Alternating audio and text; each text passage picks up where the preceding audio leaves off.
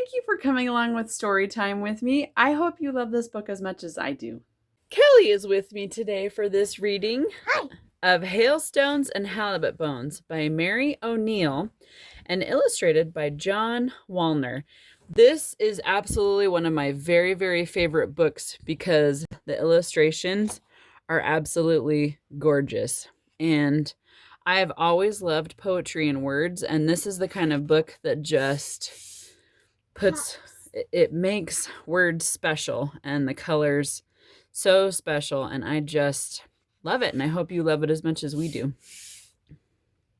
This says, like acrobats on a high trapeze, the colors pose and bend their knees, twist and turn and leap and blend into shapes and feelings without end.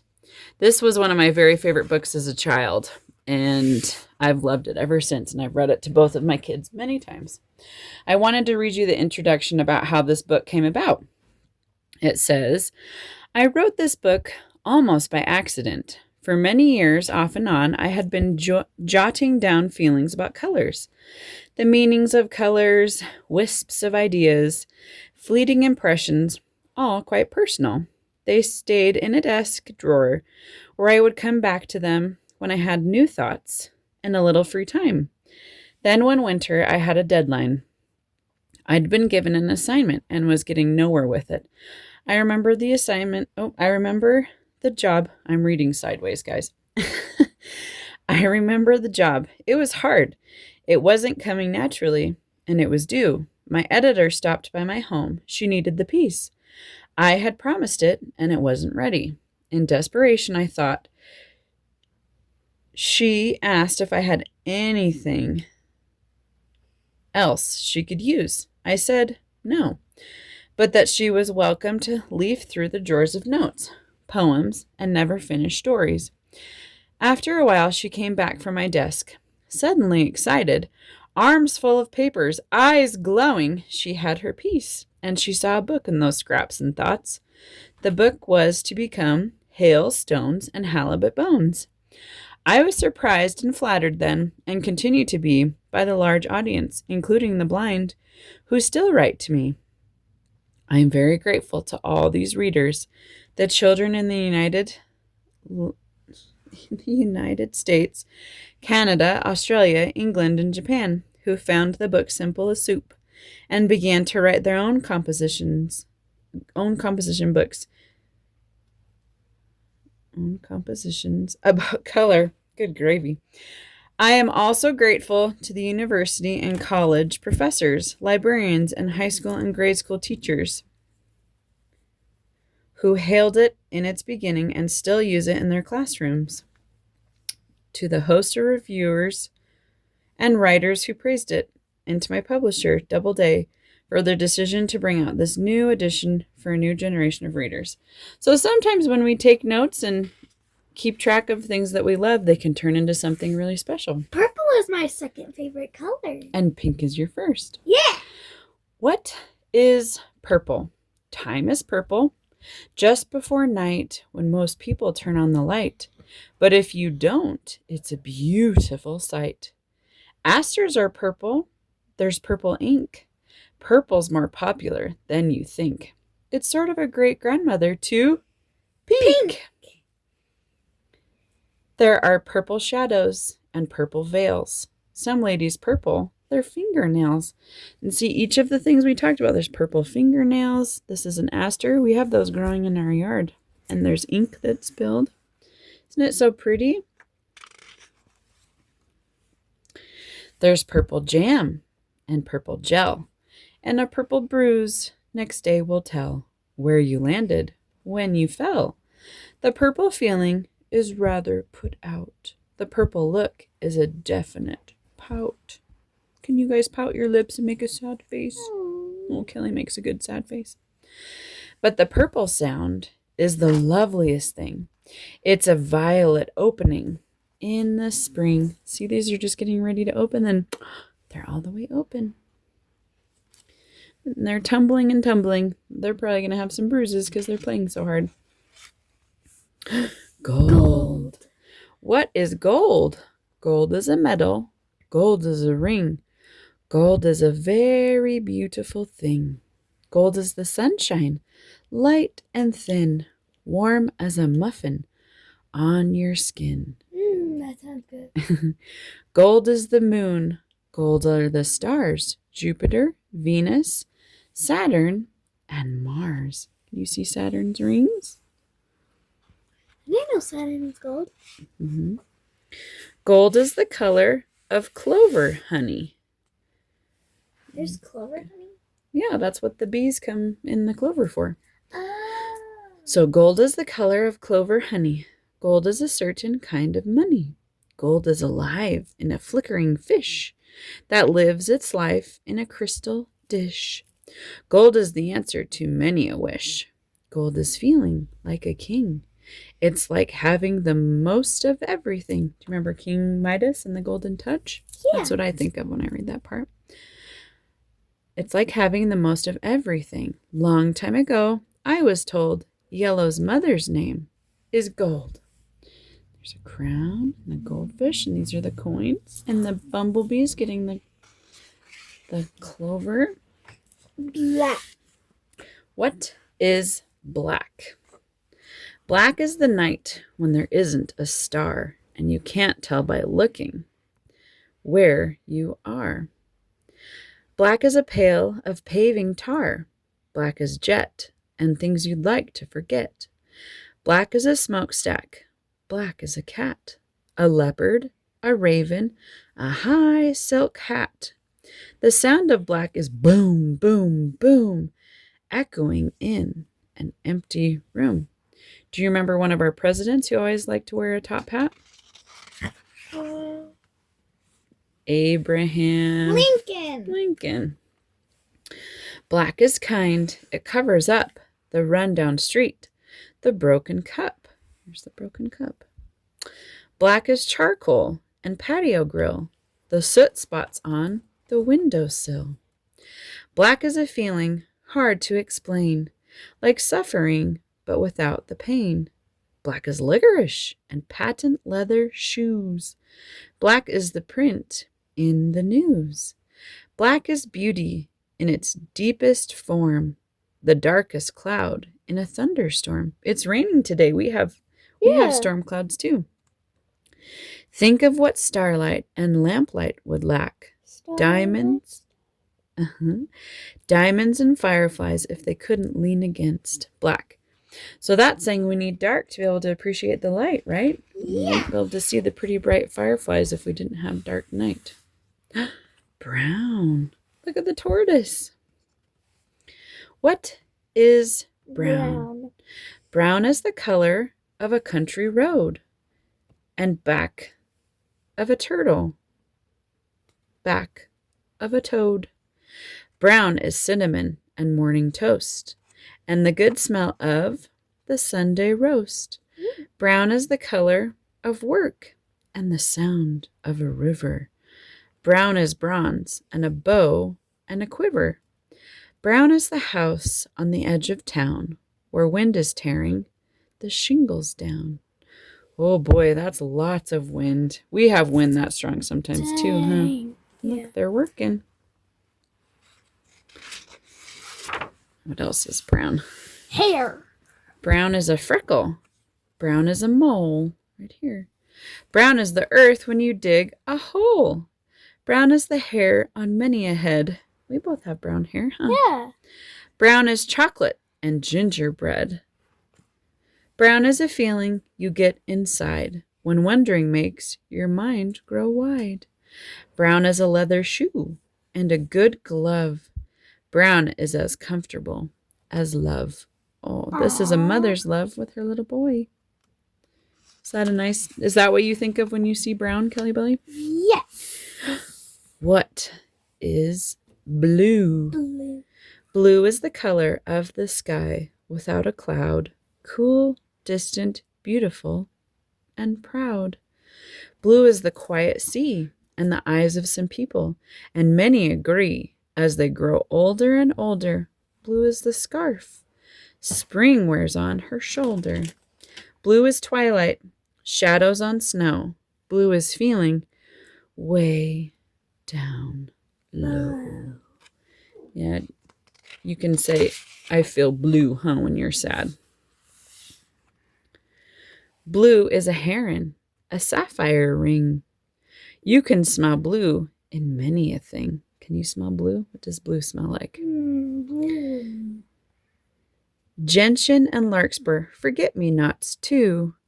And if you listen, you can hear blue in wind over water and wherever flax blooms, and when evening steps into lonely rooms. Cold is blue, flame shot from a welding torch is too, hot, wild, screaming, blistering blue, and on winter moorings the dawns are blue. We have flax in our yard and larkspur, huh? I love, and I've seen forget-me-nots, but we don't have any in our yard. Papa does, though. Papa has forget-me-nots. What is gray? Gray is the color of an elephant and a mouse, and a falling apart house. It's fog and smog, fine print and lint. It's a hush and the bubbling of oatmeal mush. Tiredness and oysters, both are gray. Do you feel gray when you're tired? Yes. Yes. Smoke swirls and grandmother curls. So are some spring coats and nanny goats.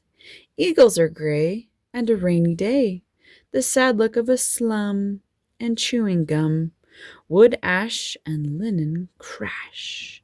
Pussy willows are gray in a velvety way. Suits, shoes, and bad news. Beggars' hats and alley cats, skin of a mole, and a worn slipper sole. Content is gray, and sleepiness too. They wear gray suede gloves when they're touching you. That's a lot of gray. That page looks kind of sad. What is white? What is white? White is a dove and lily of the valley, and a puddle of milk spilled in an alley. A ship's sail, a kite's tail, a wedding veil. Hailstones and Halibut Bones. Is that the name of the book? Yeah. And some people's telephones. Have you seen a regular telephone like that? Our telephone was white when I was little. The hottest and most blinding light is white, and breath is white when you blow it out on a frosty night. White is the shining absence of all color. When absence is white, out of touch. No, then absence is white, out of touch, out of sight. See the sailboats? These are little lily of the valley that have escaped. Look at the beautiful bird. So hailstones, that's the hail coming down. And halibut bones, those are very white. White is marshmallow and vanilla ice cream, and the part you can't remember in a dream. White is the sound of a light foot walking. White is a pair of whispers talking. White is the beautiful broken lace of snowflakes falling on your face. You can smell white in a country room toward the end of May in the cherry bloom. Aren't these so beautiful? I love doilies. Those are probably supposed to be snowflakes, but it reminds me of doilies my grandma used to make. What is orange? Orange is a tiger lily. Look at these. A carrot. A feather from a parrot. A flame. The wildest color you can name. Orange is a happy day, saying goodbye in a sunset that shocks the sky. Orange is brave. Orange is bold. It's bittersweet. And marigold. There's a marigold. Orange is a pretty happy color, huh? I like that it says it's bold and brave. Orange is zip. Orange is dash. The brightest stripe in a Roman sash. Orange is an orange. Also a mango. Orange is music of the tango. Orange is the fur of the fiery fox. The brightest crayon in the box. And in the fall, when the leaves are turning, orange is the smell of a bonfire burning. Here's the bonfire. A fox and an orange crayon. Look at the beautiful butterfly. What is red? Red is a sunset, blazy and bright. Can you help me hold the top of the page down? Red is feeling brave with all your might. Red is a sunburn spot on your nose. Sometimes red is a red, red rose. Red squiggles out when you cut your hand. Red is a brick and a rubber band. Red is a hotness you get inside when you're embarrassed and you want to hide. Let's see what else is red. Firecracker, fire engine, fire flicker red. And when you're angry, red runs through your head. Red is an Indian, a Valentine heart, the trimming on a circus cart. Red is a lipstick. Red is a shout. Red is a signal that says, watch out. Red is a great big rubber ball. Red is the giantest color of all. Red is a show-off, no doubt about it. But can you imagine living without it? What is pink? Kelly's favorite color. Pink is the color of a rose. They come in other colors, but everyone knows pink is the mother color of a rose. Pink is a new baby, the inside of a shell. Pink is a cooked shrimp and a Canterbury bell. Pink is peach bloom, gauzy, frail, the wind's exquisite wedding veil. See the beautiful shells? We like to hold those up to our ear and hear the ocean, huh? Yes. Find a great big shell. Pink is a bonbon. Pink is a blush. Some Easter bunnies are pink plush. If you stand in an orchard in the middle of spring and you don't make a sound, you can hear pink sing. A darling whispery song of a thing. Pink is the beautiful little sister of red, my teacher said, and a ribbon girls tie around their head. Pink is the sash with the lovely fold you'll remember when you're old. Pink is the flower on a lady's hat that nods and bows this way and that. See the bunnies? Pretty flowers. What is green? Green is the grass and the leaves of trees. Green is the smell of a country breeze. Green is lettuce and sometimes the sea. When green is a feeling, you pronounce it NV. These are the initials of our state too. NV is Nevada. Yay! Green, but she means envy, like you're green with envy. You want something someone else has. Green is a coolness you get in the shade of the tall old woods where the moss is made. I love looking at moss. I think it's so pretty. Oh, there's a grasshopper.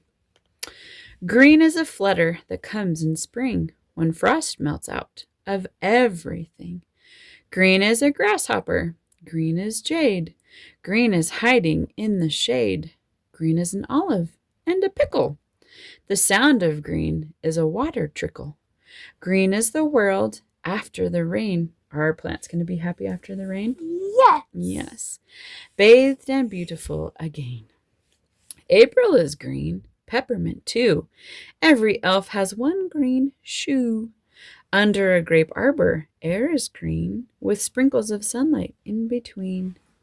Green is the fuzz that covers up where winter was. Green is ivy and honeysuckle vine. Green is yours. Green is mine. Yellow. Mommy loves yellow because they're sunflowers.